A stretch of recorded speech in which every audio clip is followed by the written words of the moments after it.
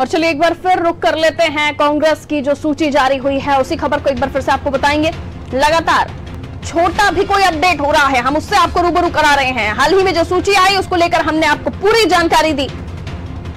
कांग्रेस के 15 प्रत्याशियों की सूची जारी हो गई है। रविंद्र सिंह तोमर दिमनी से, सत्य प्रकाश सखवार अंबाह से कैंडिडेट चुने गए हैं कांग्रेस के।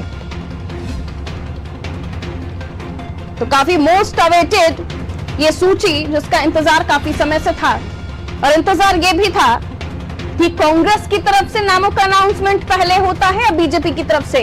हालांकि बीजेपी की तरफ से घोषित उम्मीदवारों का तो पता ही है, वो सिंधिया समर्थक विधायक जो पार्टी छोड़कर बीजेपी में इस वक्त मौजूद है, उनमें से कुछ मंत्री भी हैं। लेकिन इंतजार कांग्रेस की इस लिस्ट का भी था। हालांकि कुछ नाम ऐसे भी थे जो अनादि टीवी ने पहले ही जिन पर संभावना व्यक्त की थी कि ये नाम हो सकते हैं। तो दिमनी से रविंद्र सिंह तोमर, विश्वनाथ कुंजाम, अनूपपुर से इन्हें कैंडिडेट चुना गया है। मदन लाल चौधरी अहिरवार, सांची से इन्हें कैंडिडेट बनाया गया है। विपिन वानखेड़े आगर मालवा से कैंडिडेट चुने गए हैं। विपिन वानखेड़े एनएसयूआई के प्रदेश अध्यक्ष भी हैं। राजवीर सिंह बघेल हाट पिपलिया से candidate, Hat Piplia the hottest seat जिसको कहा जा रहा है, क्योंकि यहां से बीजेपी के अंदर खाने ही विरोध की खबरें सामने आने लगी थी। तो हाट पिपलिया से राजवीर सिंह, प्रेमचंद गुड्डू सावेर से कैंडिडेट बनाए गए हैं। उनके सामने तुलसी सिलावट होंगे। नेपानगर रामकिशन पटेल कैंडिडेट बनाए गए हैं।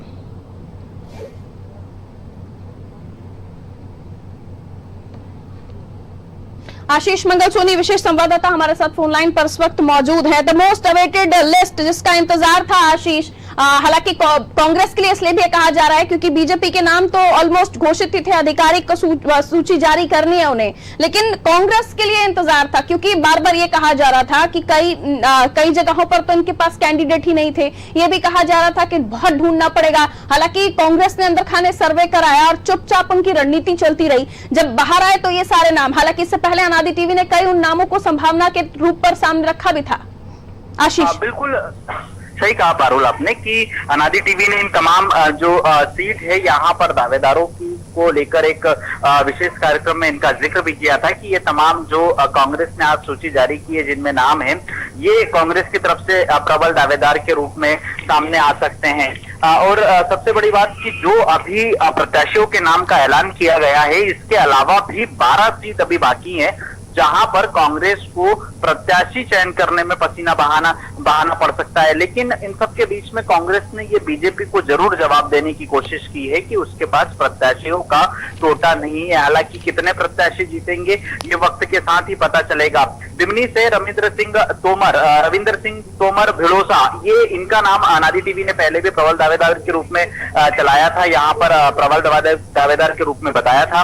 अंबाह से सत्यप्रकाश सखवार पूर्व विधायक हैं, बसपा छोड़कर कांग्रेस में शामिल हुए हैं।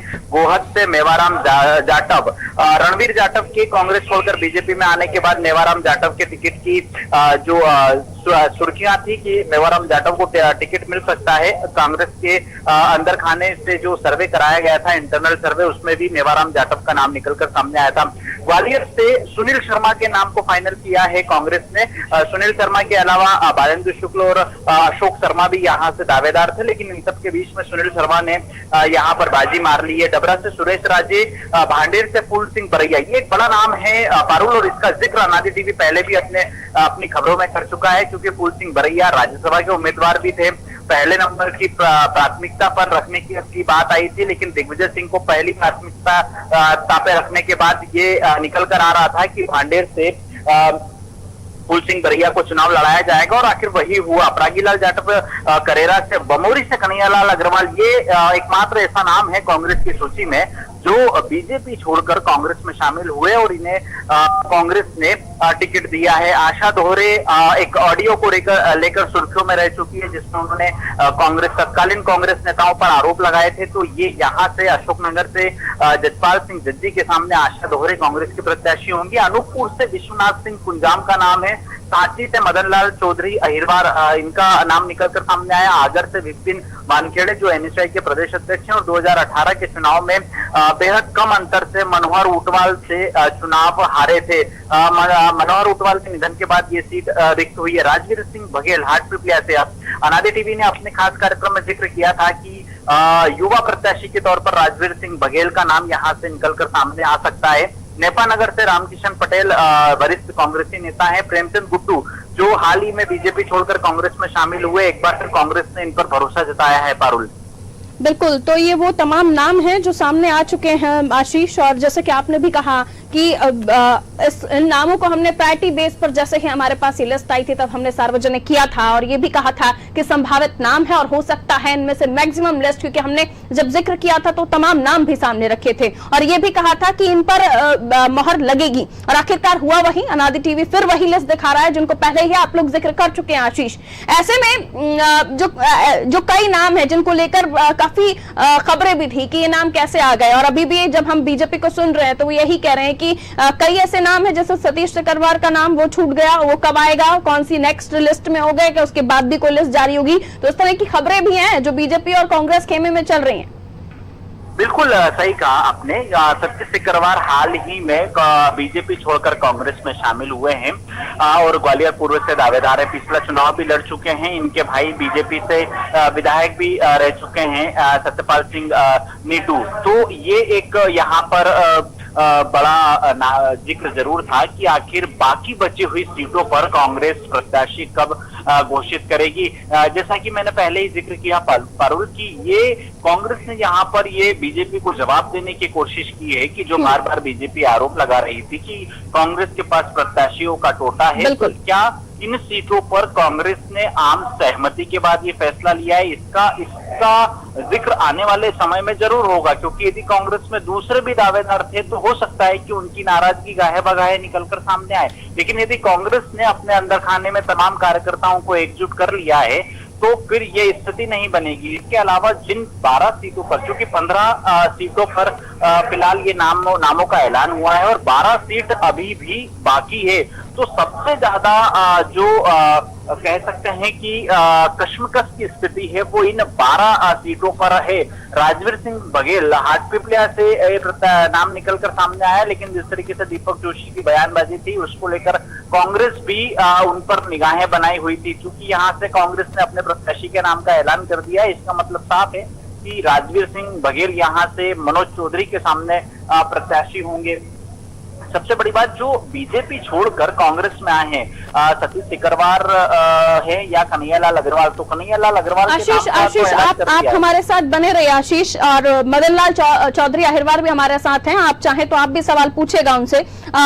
मदन लाल चौधरी अहिरवार जी, बहुत स्वागत आपका अनादि टीवी में।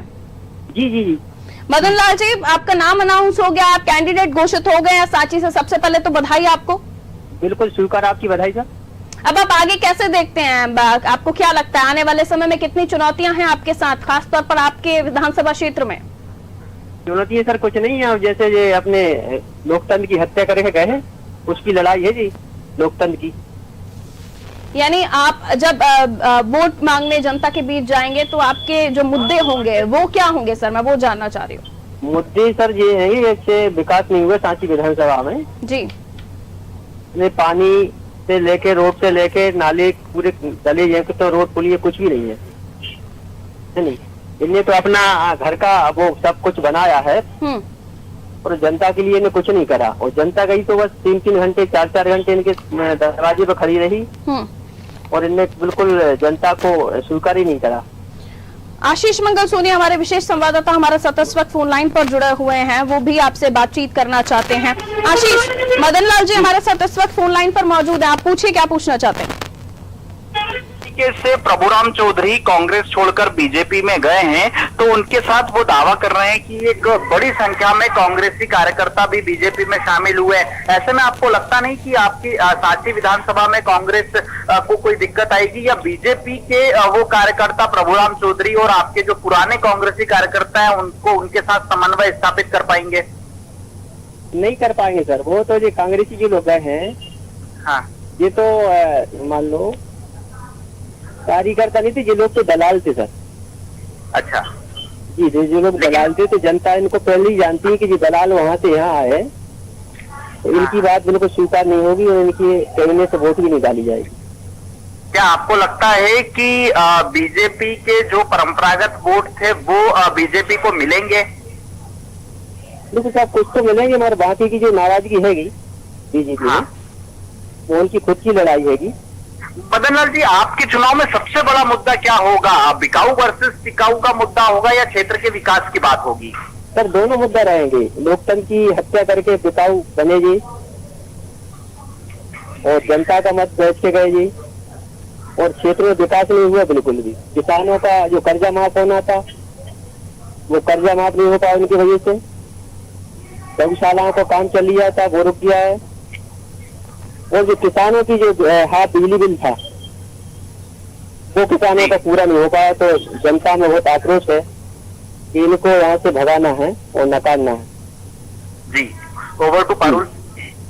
बिल्कुल, तो मदन लाल जी एक बार फिर से शुभकामनाएं आपको। लेकिन अभी फिलहाल 15 नाम ही है और कहा जा रहा है कि 12 नामों का ऐलान होना बाकी है। वो कब तक होगा, कोई खबर आपको अंदर के? नहीं सर, वो नहीं है, वो तो ऊपर वाले जाने, वो वहीं से है पूरा। अपन तो पार्टी की सिपाही है और पार्टी का काम कर रहे हैं क्षेत्र में, और कांग्रेस पार्टी को जिताएंगे, मजबूती से जिताएंगे। जी जी, अपनी जीत को लेकर आप कितने आश्वस्त हैं? आपको क्या लगता है कितने वोटों से जीतेंगे आप, या आपको चुनौती टक्कर ज्यादा लगती है कि बड़ी है? टक्कर का कुछ भी नहीं है। बिकाऊ लाल है, इनकी जनता ने बहुत आक्रोश है इनके लिए। यहाँ से जनता ने मन बना लिया कि यहाँ से इनको भगाना ही है। चलिए, शुक्रिया मदन लाल जी हमारे साथ जुड़ने के लिए। आशीष, तो अभी जो कांग्रेस कैंडिडेट से भी हम बात कर रहे हैं, यानी अभी जो मदन लाल जी हमसे बात कर रहे थे आशीष, साफ तौर पर कांग्रेस जो बिकाऊ वर्सेस टिकाऊ वाले मुद्दे को लेकर ही अगर मैदान में जाना चाहती है, तो आपको क्या लगता है कितना उसको सपोर्ट मिलने वाला है जनता का? कितने वोट लेकर आने वाली है कांग्रेस? क्योंकि और कोई, पिछली बार हमने देखा था किस तरह के मुद्दों को लेकर सामने गए थे। अब बीजेपी के पास मुद्दे हैं, ऐसा लग रहा है कांग्रेस के पास मुद्दे नहीं है, सिर्फ एक गद्दार और बिकाऊ वर्सेस टिकाऊ।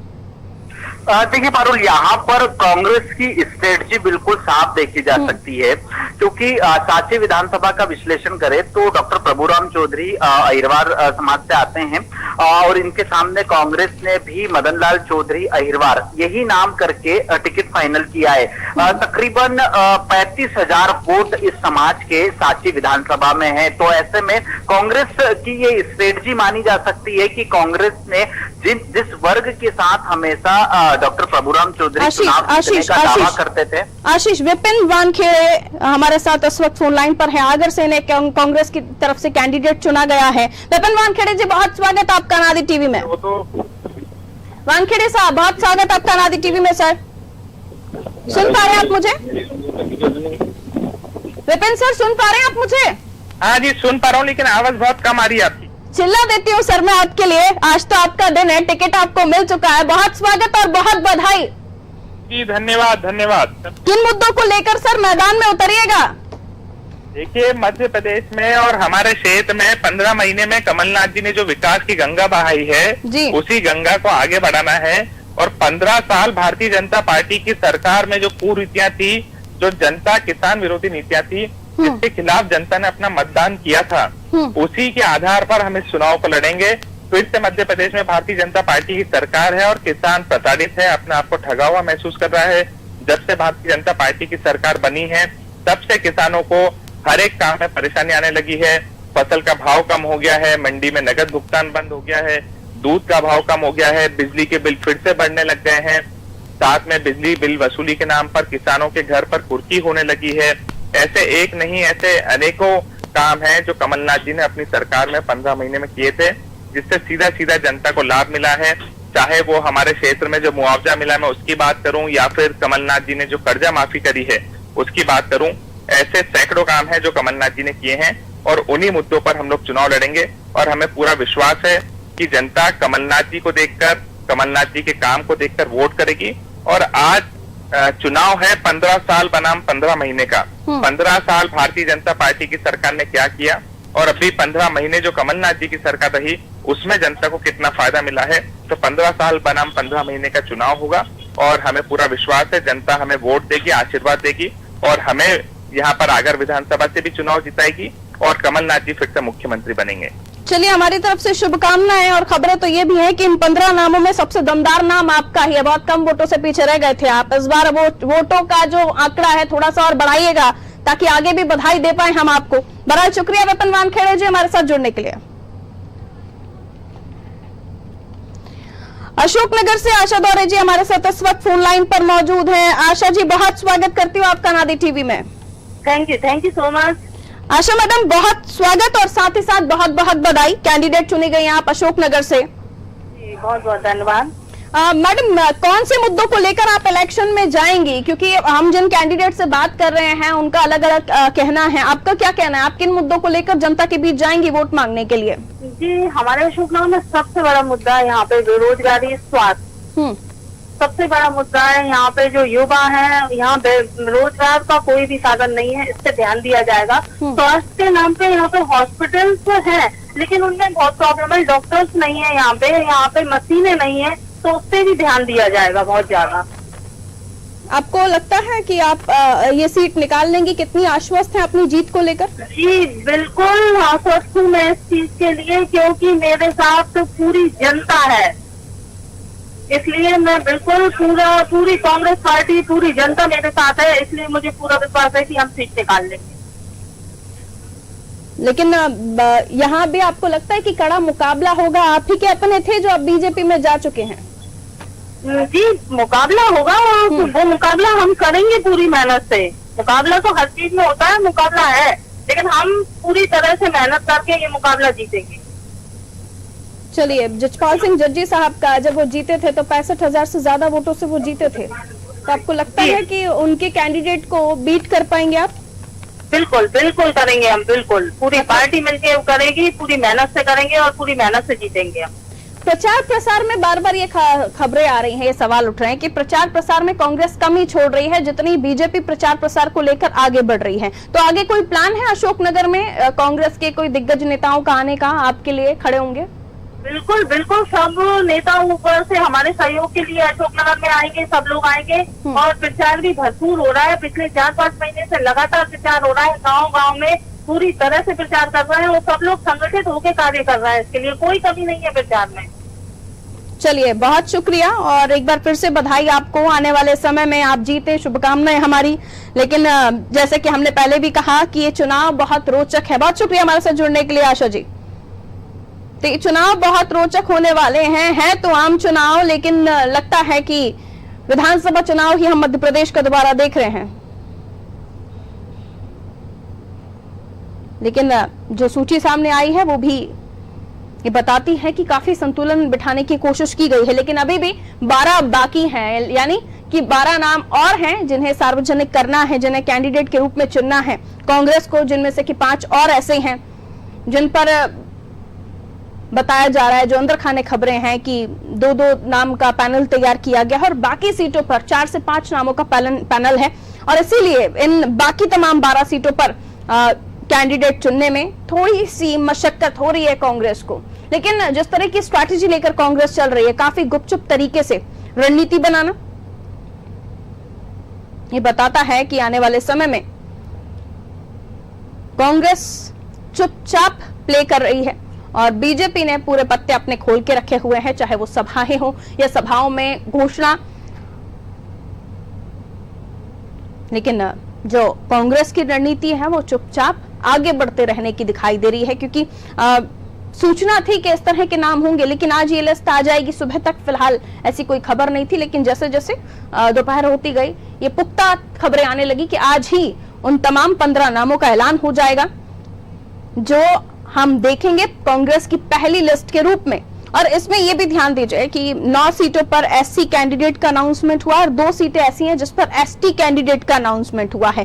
काफी समीकरणों को साधते हुए, सोच समझकर और वोटरों को समझते हुए कि कौन से वोटर्स किस जगह पर ज्यादा हैं, उसके हिसाब से टिकट बांटे जा रहे हैं। जैसे कि अभी हमें बताया भी था आशीष ने कि सांची से मदन लाल चौधरी अहिरवार का जो नाम है वो सामने रखा गया है और वो भी इसलिए रखा गया है क्योंकि अहिरवार बहुत बड़ा फैक्टर है वहां पर।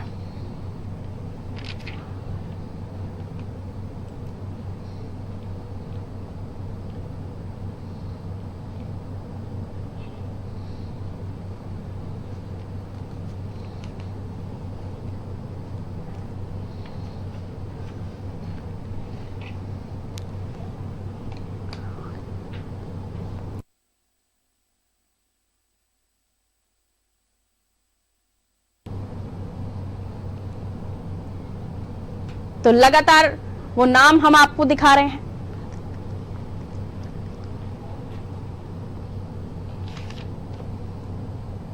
जो वो 15 नाम हैं, जो पहली लिस्ट कांग्रेस की जारी हुई है,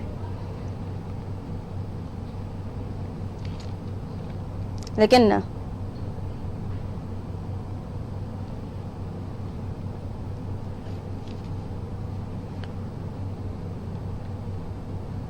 तो 15 नामों की सूची आपके सामने आपकी टेलीविजन स्क्रीन पर दिखाई दे रही है और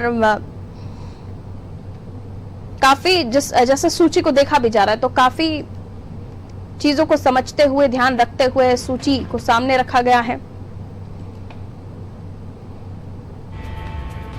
और ऐसे में इस बात को भी समझिए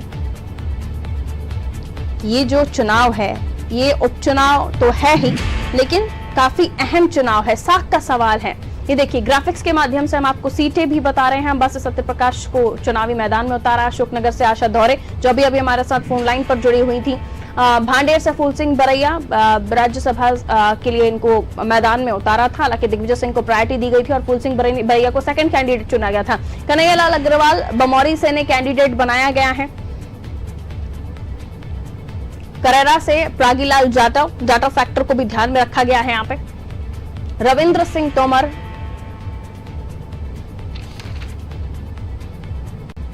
इन्हें अंबाह से सत्यप्रकाश सखवार, डिमनी से रविंद्र सिंह तोमर, गोहद से मेवाराम जाटव, सुनील शर्मा ग्वालियर से, डबरा से सुरेश राजे, भांडेर से फूल सिंह बरैया, करेरा से प्रागीलाल जाटव, मेवाराम जाटव गोहद से,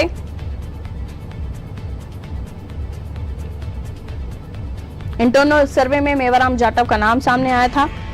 विश्वनाथ कुंजाम अनूपपुर से इन्हें कैंडिडेट बनाया गया है। तो सूची जारी हो गई है।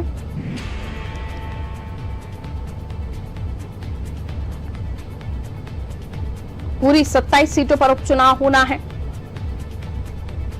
लेकिन अभी 15 नामों का ही ऐलान हुआ है।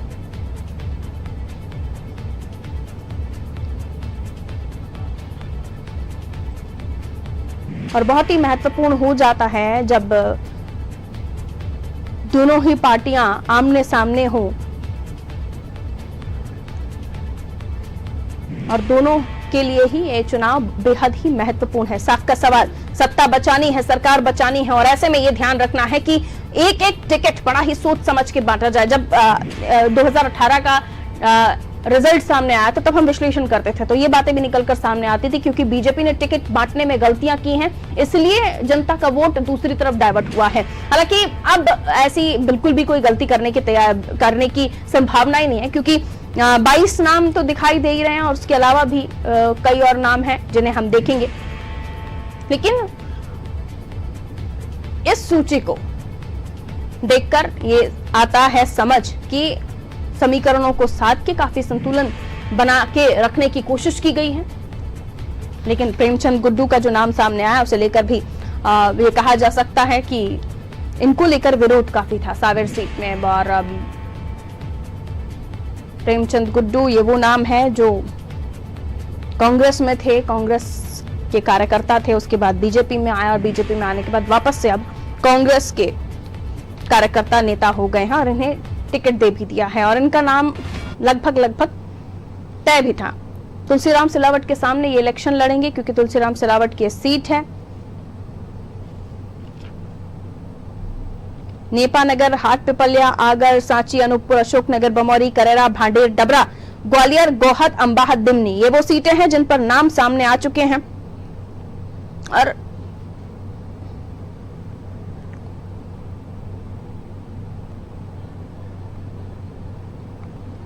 फिरोज सिद्दीकी जी कांग्रेस से इस वक्त हमारे साथ फोन लाइन पर है। फिरोज सिद्दीकी जी, बहुत स्वागत आपका नादी टीवी में।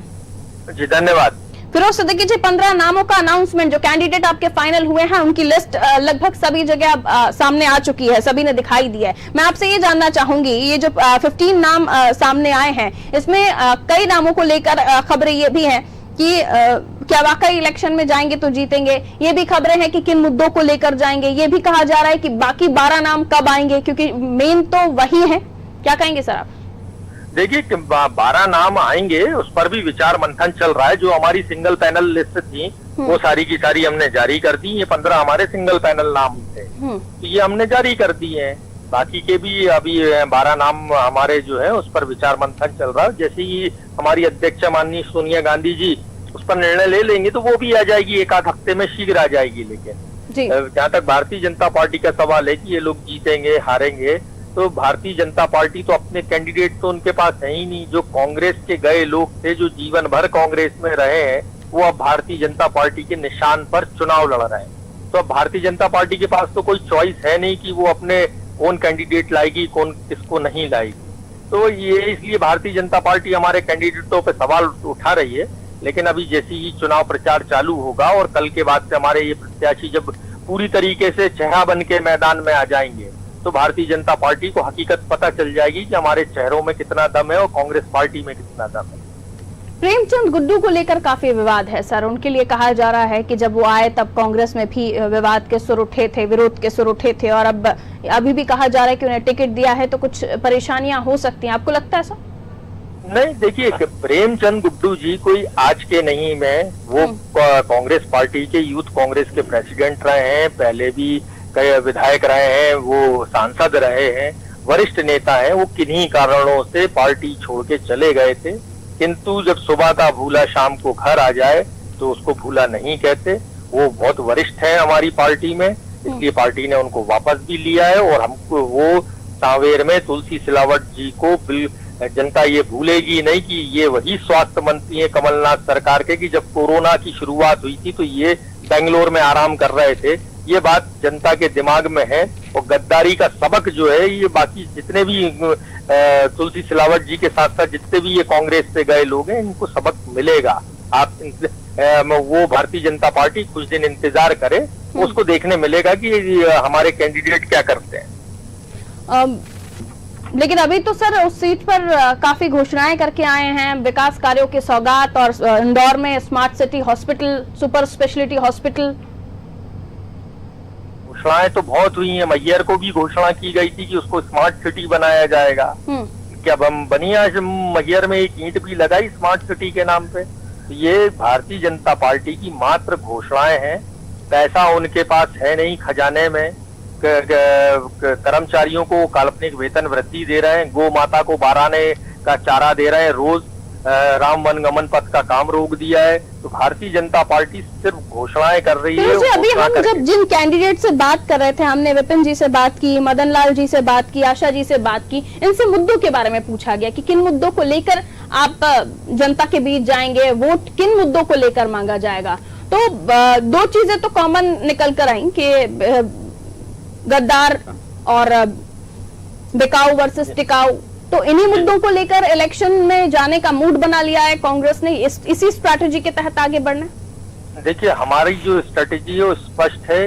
15 महीने की कमलनाथ सरकार की उपलब्धि है, 100 रुपए में बिजली का बिल, किसानों की कर्जा माफी, ये हमारे मूल मुद्दे। शुद्ध पर युद्ध, ये बेटियों को 51,000, वृद्धा पेंशन दुगनी करना, ये है। और जो हमने पुराने वचन पत्र 2018 में जो वचन पत्र के आधार पर वोट मांगा था, उनको पूर्ण करना, ये हम अपनी उपलब्धियां जो है वो जनता के सामने रखेंगे।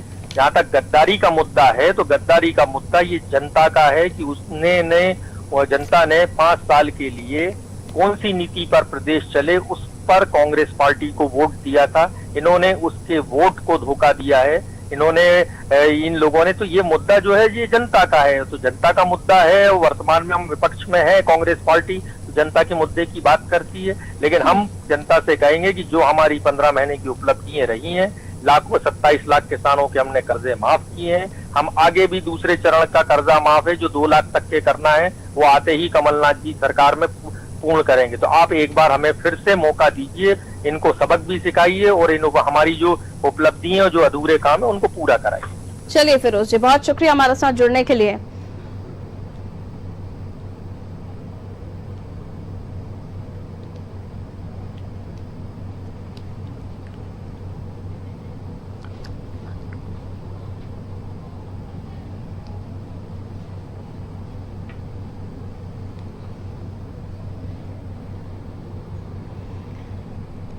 और चलिए इसी बीच कुछ ऐसे कैंडिडेट जिनसे हमारे संवाददाताओं ने बातचीत की है, उस बातचीत में इलेक्शन को लेकर, उनके चुनाव को लेकर, जिस चुनावी मैदान में वो कूदने वाले हैं, लड़ने वाले हैं, जिसके लिए उन्हें तैनात कर दिया गया है, अब वो क्या कह रहे हैं इस बारे में आप सुनिए। बहुत खुशी हो रही है, बहुत अच्छा महसूस कर रहे हैं, क्योंकि अब सब लोगों की मेहनत सफल हो चुकी है। हम सब लोगों की जो ताकत लगी हुई थी, जो मेहनत लगी हुई थी इतने सालों से, वो हमारी मेहनत सफल हो गई है। और उसके बाद हम जनता के बीच रहकर हमेशा जनता के लिए काम करेंगे भैया। प्राथमिकता हमेशा ये रहेगी कि हम हमेशा गरीबों की सहयोग के लिए, हमेशा उन्नति के लिए आगे बढ़ें। कभी भी कुछ हमसे कोई गलती ना हो इस तरीके की कि हम जनता के बीच में रह के जनता का कार्य करेंगे हमेशा। अभी हाल ही में आपके सामने जसपाल सिंह जी विधायक है, पूर्व विधायक थी जी, क्या लगता है कि आप उनको किस तरीके से पराजित कर पाएंगे? भैया आप भी देख रहे हैं और हम भी देख रहे हैं, जनता का जो भी निर्णय आ रहा है हम उनके आगे बहुत मेहनत से, बहुत, और हमारी जो भी कोशिश रहेगी उनको बिल्कुल पूरे ताकत से पराजित करेंगे उनको। क्या आपको लगता है कांग्रेस एकजुट चुनाव लड़ेगी? जी बिल्कुल, कांग्रेस एकजुट है और एकजुट ही रहेगी और हमेशा एकजुट होकर चुनाव लड़ेगी। हम सब एक साथ हैं। मुझे फिर से कांग्रेस पार्टी ने चुनाव लड़ने का मौका दिया है। मैं इसके लिए शीर्ष नेतृत्व का तहे दिल से आभार व्यक्त करता हूं। साथ ही मुझे पूरा विश्वास है आने वाले चुनाव में आगर क्षेत्र की जनता हमें अपना आशीर्वाद देगी, हमारा साथ देगी और निश्चित तौर पर बड़े अंतराल से हम लोग आगर में विजय हासिल करेंगे और फिर से मध्य प्रदेश में कमलनाथ जी मुख्यमंत्री की कुर्सी पर बैठेंगे। चलो, हाल ही में कांग्रेस पार्टी ने 15 लोगों के नाम तय किए हैं उपचुनाव के लिए, उन्हें प्रत्याशी बनाया है। उनमें से हमारे साथ मौजूद है प्रयागलाल जाटव जी, जो जिन्हें खैरा से प्रत्याशी बनाया है कांग्रेस पार्टी ने। प्रयागलाल जी, पहली प्रतिक्रिया क्या है आपकी? पहली प्रतिक्रिया ये है कि मैं धन्यवाद दूंगा आदरणीय हमारे कमलनाथ जी को, पूरे हमारे क्षेत्रवासियों को, हमारे पूरे नेता, जितने भी नेताजी हैं, हमारे नेतागण हैं, उनको सबको धन्यवाद दूंगा। इन्होंने मुझे आशीर्वाद दिया। क्योंकि आप 3 बार चुनाव लड़े बीएसपी से, आप दलित नेता की छवि में जाने जाते हैं। अब कांग्रेस ने आप शामिल हुए और उन्होंने आपको मौका दिया है, टिकट दिया है इस बार चुनाव मैदान में जाने की, तो अब वो दलित जो वोट बैंक है, जो बीएसपी में आपको मिलता था, अच्छा मिलता था, इसमें क्या उम्मीद रही कांग्रेस से? आज वो मेरे साथ है, अब तो दुगने तिगने वोटों से मैं, और पूरी पब्लिक मेरे साथ है, सबका आशीर्वाद मिल रहा है। दुगने तिगने वोटों से यहाँ से सीट निकाल के ये मान लो, सब लोगों का प्रेम इसलिए, सब लोगों का आशीर्वाद है। पूरी जनता चुनाव लड़ेगी मेरी।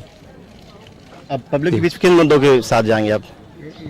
पब्लिक के बीच में यहाँ बिजली है, सड़क है, और जो पूर्व में इन लोगों ने, इन नेताओं ने, पूर्व में नेता रहे, उन्होंने कोई कुछ नहीं कराया। मैं उनके लिए जी जान से तत्पर सेवा में रहूंगा, उनके दुख में सुख में हर वक्त तत्पर 24 घंटे शामिल रहूंगा। उनको कभी उनको भूलूंगा नहीं मैं। तो कहीं ना कहीं अंदर कलह का मामला सामने आया था कुछ ही दिन पहले कांग्रेस पार्टी में आपको लेकर, अब क्या माहौल है इस वक्त का? नहीं, कुछ नहीं, सब एक है, कोई अलग नहीं है। हमने पहले ही कह दिया रखा था कि भाई किस टिकट एक को मिलना है, हम सब लोग साथ रहेंगे, तन मन से हमारे साथ हैं वो लोग, कोई अंदर का कलह नहीं है, कोई कुछ नहीं है। नहीं, सब लोग एक साथ हैं। आज सारे लोग बैठे थे, पूरे प्रत्याशी साथ बैठे। जिन लोगों को टिकट नहीं मिला, कहीं नहीं उनमें निराशा होगी, उनको कैसे मैनेज करेंगे? नहीं, वो सबको, कोई जनपद है, जिला है, सारी बात है, सबको मैनेज करूंगा, सबको सम्मान दूंगा मैं, ऐसी कोई बात नहीं जी। ये थे हमारे साथ प्रयागलाल जाटव जी, जिन्हें हाल ही में कांग्रेस पार्टी ने उपचुनाव के लिए खैरा से प्रत्याशी बनाया है। उनका साफ तौर कह रहा था कि जो बीएस में थे तब भी दलित वोट बैंक उन्हें मिलता आया है और कांग्रेस में भी उसी जनाधार के साथ उन्हें वोट बैंक मिलेगा। साथ में जो मुद्दे हैं उन मुद्दों के साथ हम चुनाव मैदान में जाएंगे और जीत के आशय से बिल्कुल चुनाव मैदान में जाएंगे। कैमरा पर्सन दूर सिंह लोधी के साथ राज कपूर, अनादि टीवी, खैरा। तो अभी आप सुन रहे थे प्रयागलाल जाटव को और अब लाइव सुनिए फोन लाइन पर प्रयागलाल जाटव को हमारे साथ इस वक्त फोन लाइन पर, क्योंकि वो जुड़ गए हैं। प्रयागलाल जाटव जी कररा सीट से उम्मीदवार चुने गए हैं कांग्रेस के। बहुत स्वागत प्रयागलाल जाटव जी आपका अनादि टीवी में। प्रयागलाल जाटव जी सुन पा रहे हैं आप मुझे? प्रयागलाल जी आवाज मिल रही है आपको? चलिए, लगता है आवाज नहीं मिल रही है। हालांकि दर्शकों ने सुना, उन्होंने अपनी जीत को लेकर आश्वस्त नजर आ रहे थे और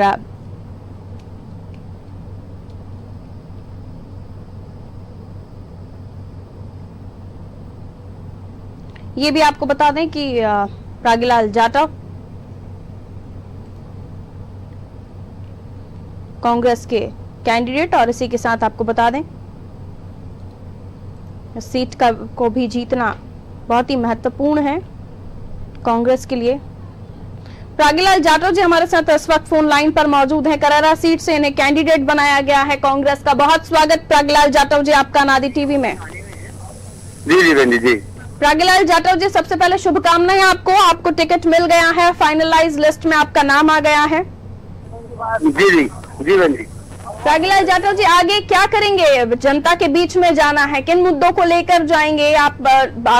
जाहिर है कि अब कांग्रेस के कैंडिडेट हैं आप, तो आपके सामने चुनौतियां भी हैं, क्या करेंगे?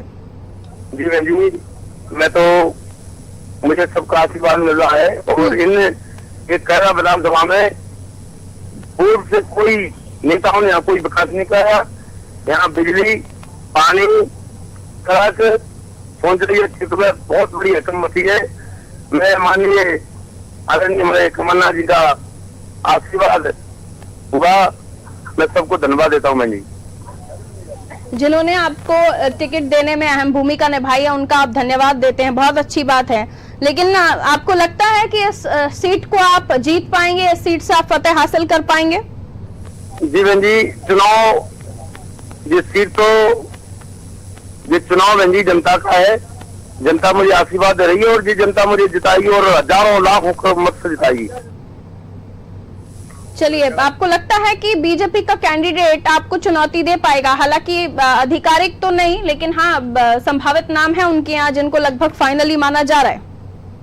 इस हमारी जनता के सामने किसी की चुनौती नहीं होगी। यानी कोई डर नहीं आपको बीजेपी के किसी भी उम्मीदवार से? किसी को भी उतार लो मैदान में प्रागीलाल जाटव के सामने। जी बहन। चलिए, शुक्रिया हमारे साथ जुड़ने के लिए। तो करैरा से कैंडिडेट प्रागीलाल जाटव हमारे साथ फोन लाइन पर बने हुए थे और उनका साफ तौर पर कहना है कि जनता के बीच जाएंगे और बहुमत के साथ जीत कर आएंगे। लेकिन इतना आसान नहीं होगा इस चुनाव में फतेह हासिल करना, क्योंकि साख का सवाल है दोनों ही पार्टियों के लिए।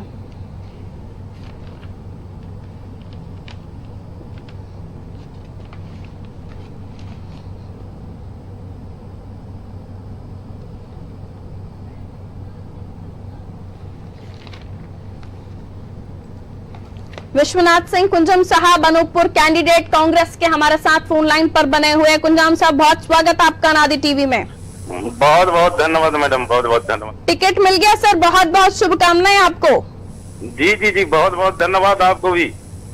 अब जनता के बीच जाना है, जीत कर आना है, क्या सोचा है आपने? किन मुद्दों को लेकर जनता के बीच जाएंगे? जी हमारे यहाँ का मेन मुद्दा है भ्रष्टाचार। जी तो भ्रष्टाचार अभी शुरू हुआ या पहले से था? जी, भ्रष्टाचार अभी शुरू हुआ आपको लगता है या पहले से था? पहले से था मैडम। उसी के चलते इस बार कांग्रेस की सरकार बनी थी, फिर इन लोगों ने कांग्रेस को विधायक को खरीद के सरकार गिराए हैं। उन्हीं के खिलाफ क्षेत्र में जाएंगे और जनता को बताएंगे, इनके कारनामों को उजागर करेंगे। जनता को बताएंगे, इनके कारनामों को उजागर करेंगे। मैं जितने लोगों से भी आपके यहाँ जो कैंडिडेट है, अभी 15 नामों से बात कर रही हूँ, तो ये बात जरूर, ये जो लाइन है ये जरूर सुनने को मिल रही है। जी मुझे ये बताइए कि आपने कहा कि 15 महीने जो कमलनाथ जी की सरकार रही उस वक्त ये भ्रष्टाचार खत्म नहीं कर पाए कमलनाथ जी, उन अधिकारियों को ये रफा दफा कर देते, हटा देते। अब क्या लेकर जवाब लेकर जाएंगे? 15 महीने में तो हटा नहीं पाए वो भ्रष्टाचार, क्योंकि आप कह रहे हैं कि बहुत समय से चल रहा है। जी मैडम, 15 महीने में इतने सारे अच्छे काम हुए हैं। जी 15 साल की सरकार में जो इतने भ्रष्टाचार हुए थे, 15 महीने में कांग्रेस के सरकार बहुत कुछ अच्छा कर रही थी, इसी की वजह से सरकार गिरा दी है। अब लेकिन आपके सामने तो बिसाहूलाल साहब हैं, अब बिसाहूलाल साहब को कैसे आप नहीं दे पाएंगे? आवाज नहीं यार, बिसाहूलाल सिंह जी आपके सामने हैं, पहले कांग्रेस में थे, अब बीजेपी में हैं, अब आपके सामने वो कैंडिडेट हैं, अब तो मंत्री हैं। पहले भले ही विधायक थे, उन्हें नहीं बनाया जा रहा था मंत्री, उन्होंने गुस्सा होकर, नाराज होकर छोड़ दी पार्टी, तो मंत्री के सामने आपका चुनाव होगा सर? जी चुनौती तो है। जी चुनौती नहीं है मैडम, अपने क्षेत्र के अपने विधानसभा के मतदाता मेरे साथ में है। चलिए, यानी कोई चुनौती नहीं है, और जो भ्रष्टाचार फैला हुआ है उसे आप लेकर जनता के बीच जाएंगे कि भ्रष्टाचार खत्म होगा? जी जी जी। चलिए, बहुत शुक्रिया हमारे साथ जुड़ने के लिए। तो अनूपपुर से हमारे साथ वहां के कैंडिडेट जिन्हें टिकट मिला है, विश्वनाथ कुंजाम जी, कांग्रेस से इस वक्त फोन लाइन पर बने हुए थे। उन्होंने कहा कि जनता के बीच जो धोखा हुआ है, जो लोकतंत्र की हत्या हुई है और भी बहुत कुछ, उन तमाम मुद्दों को लेकर वो जनता के बीच जाएंगे और खासतौर पर भ्रष्टाचार का मुद्दा उठाएंगे।